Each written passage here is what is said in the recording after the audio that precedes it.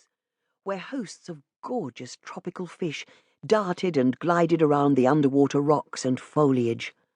"Oh, look at the fish, Mama!" Theo cried, instantly entranced by them. "This is truly amazing," Tina's mother murmured in awe. "Your father always liked the architecture of the old world. He thought nothing could beat the palaces and the cathedrals that were built in the past, but this is absolutely splendid in its own way. I wish he were here to see it."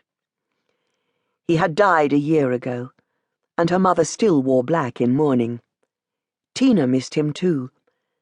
Despite his disappointment in her, getting pregnant to a man who was not interested in partnering her for life, he had given her the support she'd needed and been a marvelous grandfather to Theo, proud that she'd named her son after him. It was a terrible shame that he hadn't lived long enough to see Cassandra married. Her older sister had done everything right, made a success of her modelling career without the slightest taint of scandal in her private life, fell in love with a Greek photographer, the right nationality, who wanted their wedding to take place on Santorini, the most romantic Greek island of all. He would have been bursting with pride walking Cassandra down the aisle next week, his good girl. But at least the bad girl had given him the pleasure of having a little boy in the family. Having only 2 daughters and no son had been another disappointment to her father.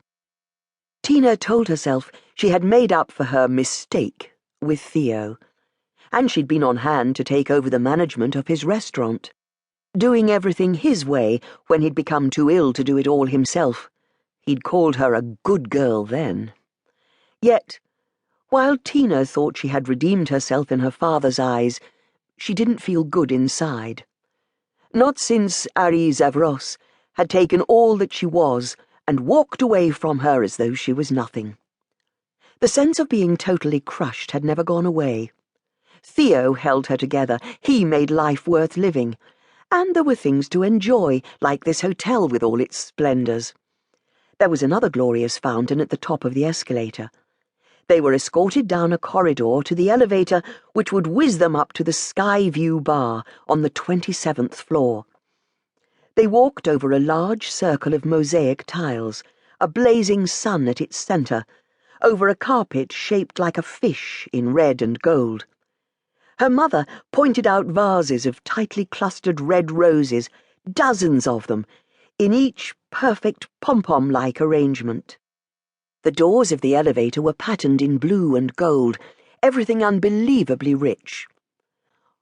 On arriving in the shimmering gold lobby of the bar, they were welcomed again and escorted into the dining area, where the decor was a stunning blue and green, the ceiling designed like waves with white crests. They were seated in comfortable armchairs at a table by a window which gave a fantastic view of the city of Dubai and the man-made island of Palm Jumeirah, where the very wealthy owned mansions with sand and sea frontage. A whole world away from her life in every sense, Tina thought, but she was having a little taste of it today, smiling at the waiter who handed them a menu listing dozens of varieties of tea from which they could choose, as many different ones as they liked to try throughout the afternoon. He poured them glasses of champagne to go with their first course, which was a mixture of fresh berries with cream. Tina didn't know how she was going to get through all the marvellous food listed, probably not, but she was determined on enjoying all she could. Her mother was smiling. Theo was wide-eyed at the view. This was a good day. Ari Zavros was bored. It had been a mistake to invite Felicity Fulbright on this trip to Dubai with him, though it had certainly proved he couldn't bear to have her as a full-time partner. She had a habit of notching up experiences as though she had a bucket list that had to be filled, like having to do afternoon tea at the Burj Al Arab Hotel.